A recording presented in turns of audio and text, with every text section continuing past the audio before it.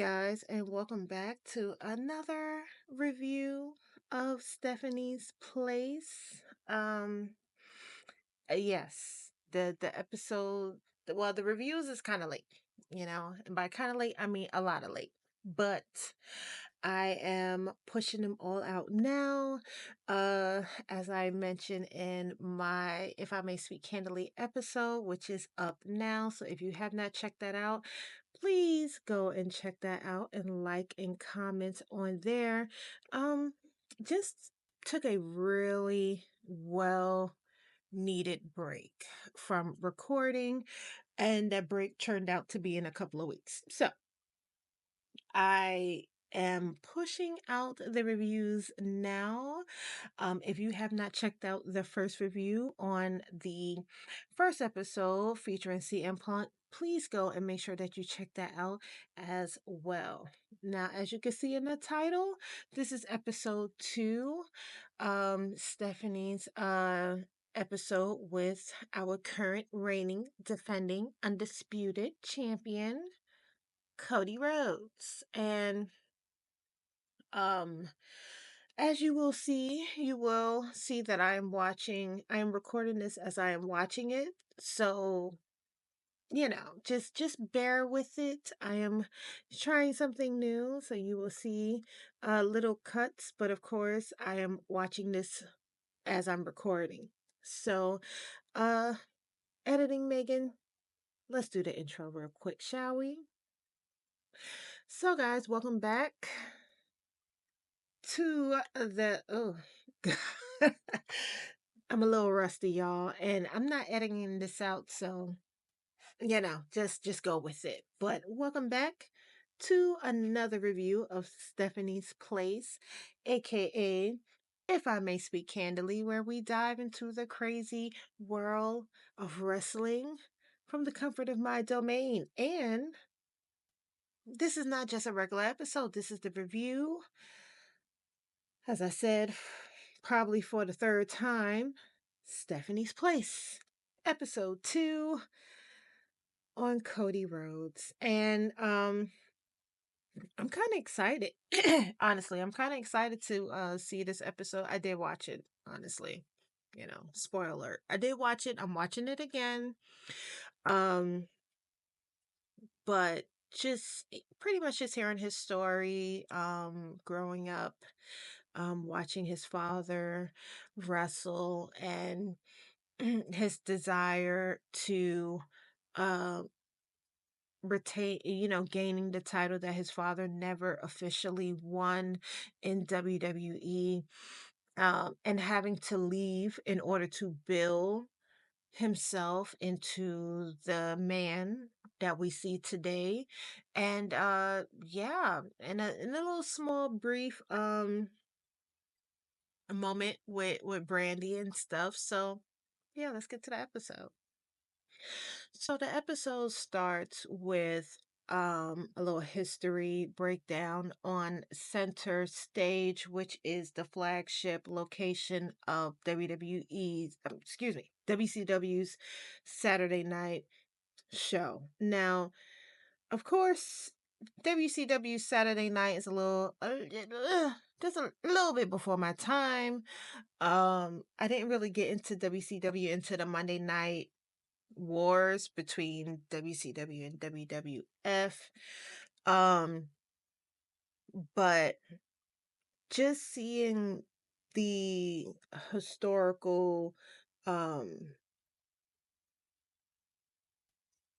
the right term? I guess just seeing how important that particular location is to any of the fans who was really into WCW, but also just to Cody itself, is fascinating, and of course, like I said, I wasn't really into WCW at the time.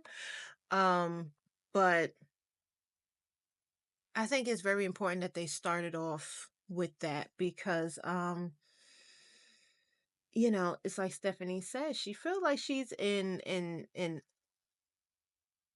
enemy's territory because of her being a McMahon, being the child of WWF, um, there was a line. There was a tow line. You know, have you ever seen the movie Life? You know what a tow line is, and you never crossed that tow line.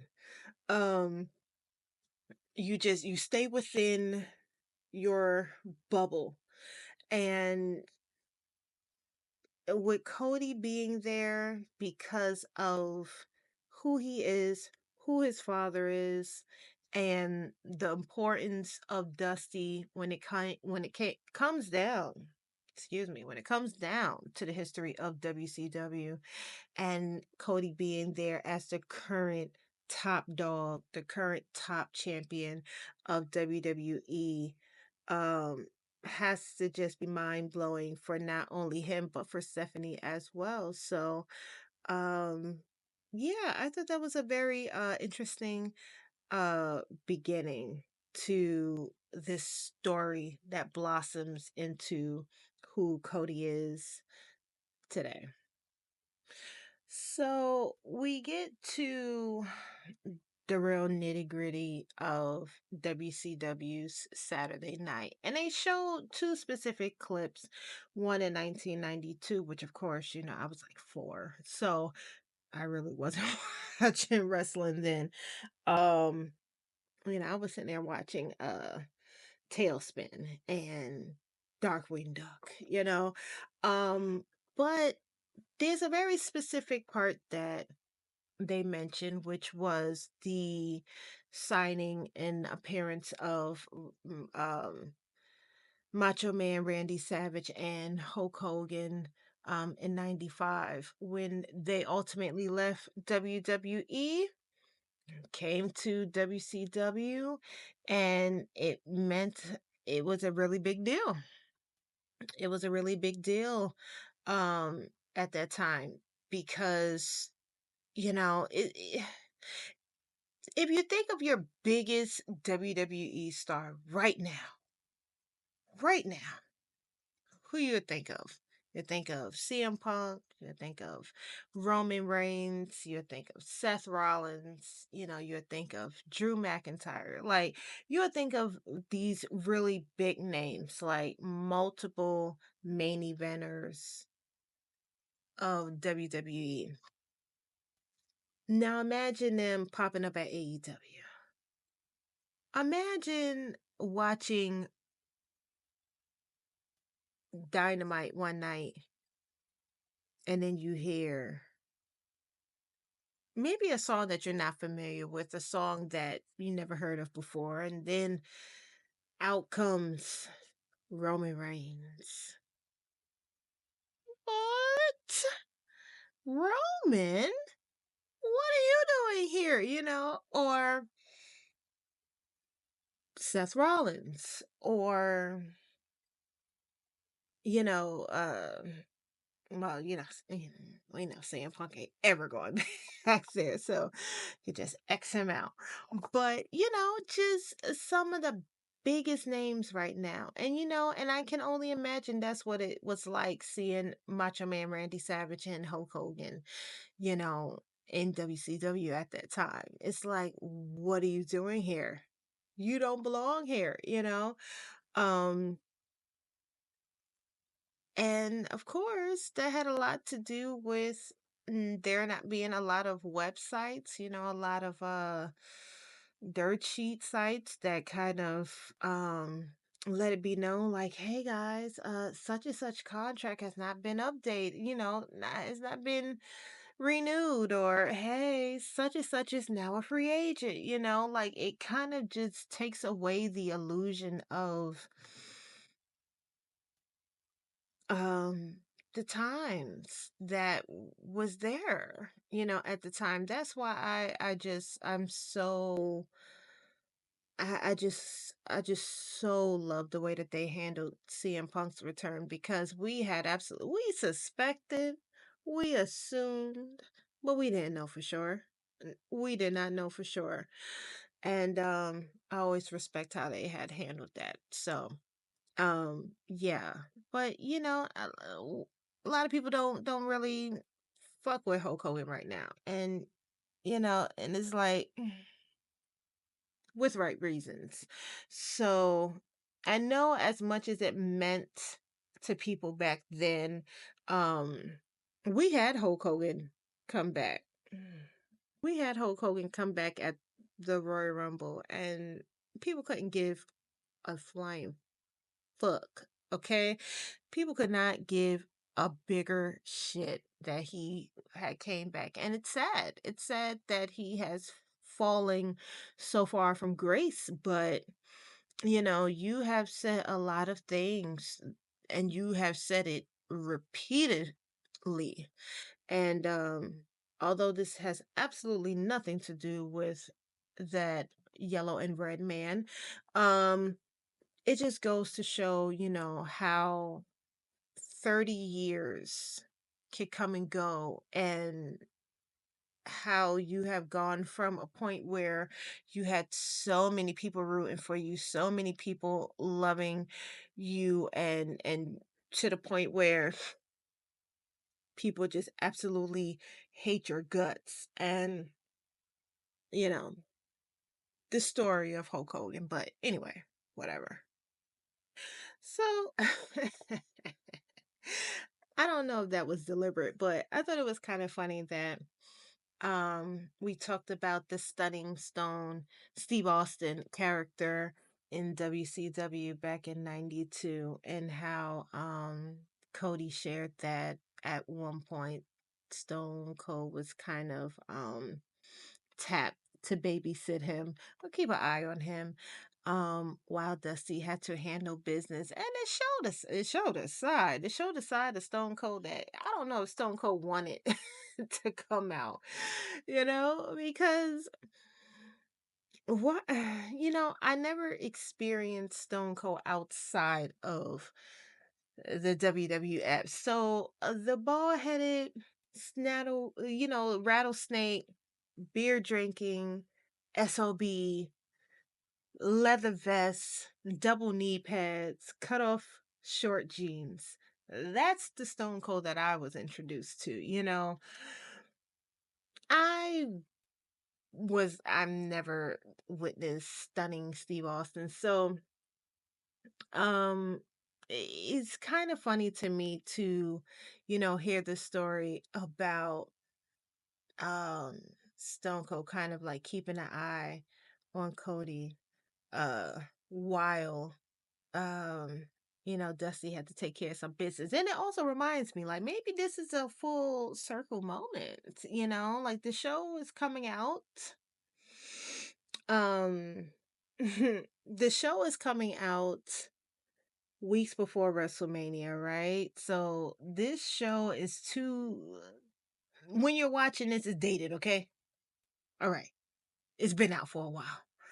But this week, so the week that you are watching this, Stone Cold's episode is coming out. And it's so interesting that Cody mentioned this about Stone Cold and keeping an eye on him, and then the rumors or the assumptions that Stone Cold will be at WrestleMania and possibly help Cody. We don't know. We don't know. He might.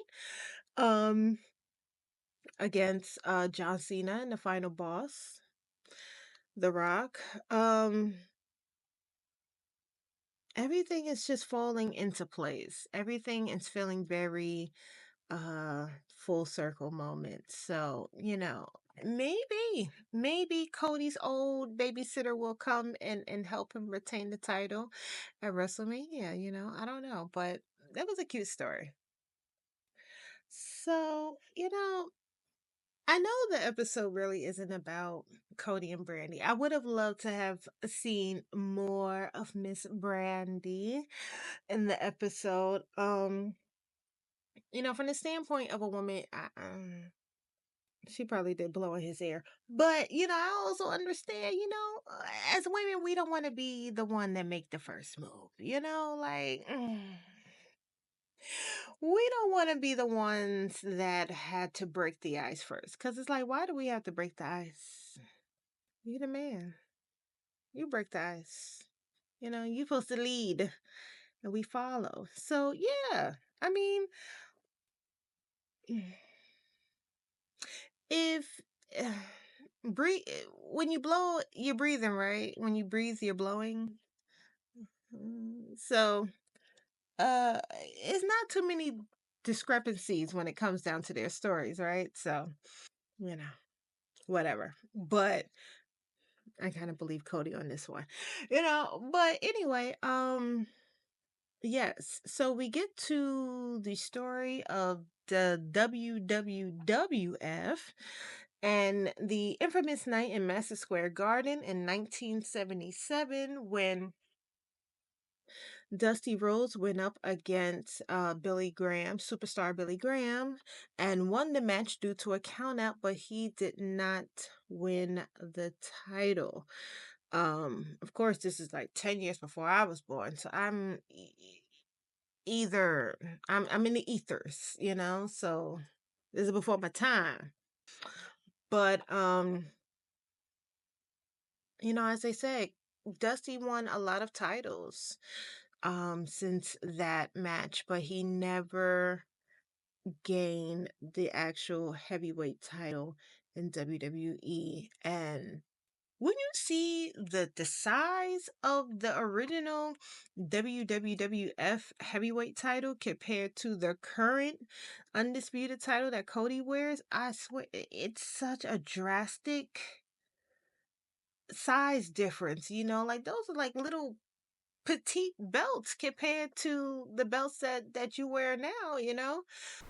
So we get to the point where Cody is trying to gain the title during his first run in the WWE.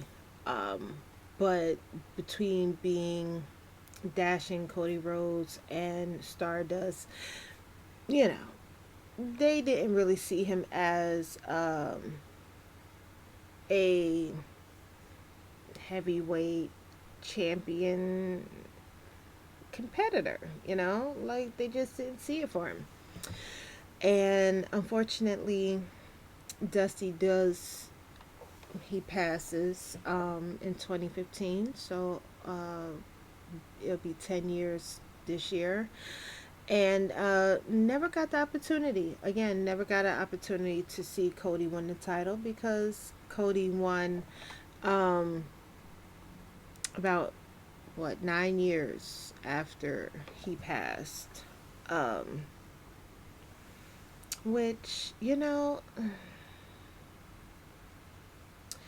when you think about having this bond with your parent who is in a sport that you grow up loving so much that you want to be a part of that sport as well, and wanting to get a level of redemption for that parent who never achieved what you feel is the highest goal, um, the highest level of prestige in that company. And you can't really put your own self in that position because you're not being put in a position to get that. And then that parent ends up passing before you can. It has to be very disheartening. It has to be very hard for a person to cope with what they might, what others might consider a level of um, just missed opportunities. Um, and it probably has a level of resentment there as well. But, you know, I can only imagine. And I can get why Cody gets so emotional when he talks about his father because it's like he had a plan in motion.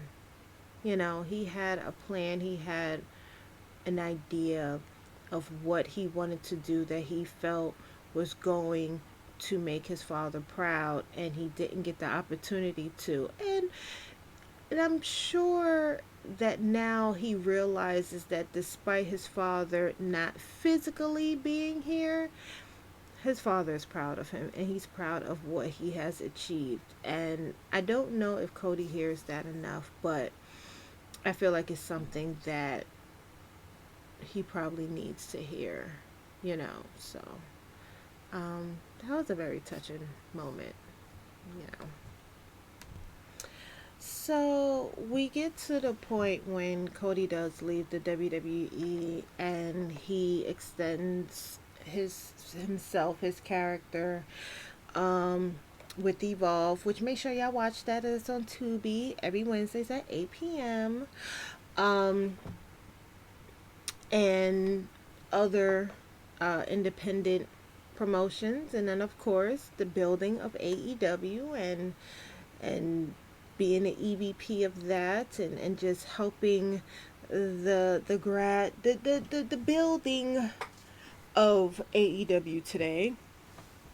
And this is all happening in the course of 6 years, and he ultimately comes back in 2022. And um just it's kind of parallel to CM Punk. You know, CM Punk left, he comes back 10 years later, loved more ever now that he has returned. Same thing with Cody. Cody leaves, come back after 6 years, and just shot straight to the stars. And now he's the undisputed champion, and just, you know, Punk tells you to find dreams that are big enough to scare you and do those. Cody tells you listen to your instincts, listen to your gut, and whatever it's telling you to do, do it. Um, both great messages from both episodes. You know, it's really just building um, into. Uh, I just really love the whole build up behind these stars, and just the, you know, just seeing them from the outside. You know, you being on the outside, but you're looking in, and they kind of like cracking open the door for you to see um, a part of them that we as the fans wouldn't normally see. Um, I just, it was a really, really nice episode. And of course, we ended with Stephanie getting a, what do you call those? Weight belts that Cody used to give out, which he doesn't really give out anymore. Why he used to like take them off and kiss them and give them to the little children in the front. But he had one made custom for her, which I thought that was really sweet of him. Um, but yeah, it was a very touching episode. You know, of course, I'm biased because I'm a Cody crybaby and I love Cody, and I just think like he's perfect in every way, shape, or form. There's nothing about him that I don't like, and I can't wait until he turns heel. Yeah. So if you have reached this part of the episode, thank you for watching. I am really working hard to push these episodes out. Uh, of course, like, share, and subscribe to the channel, and please leave a comment. Let me know what you think about Cody. Um, do you think he's going to lose the title at WrestleMania? He better not. He better not. That's all I know. Give him a couple of more months of a title reign, you know. Sorry, John. You know, you might want to go to Raw and try to take that belt off of Jey Uso or something. I don't know. But thank you for tuning in and look out for episode 3 with Stephanie's Place with Miss Rhea Ripley.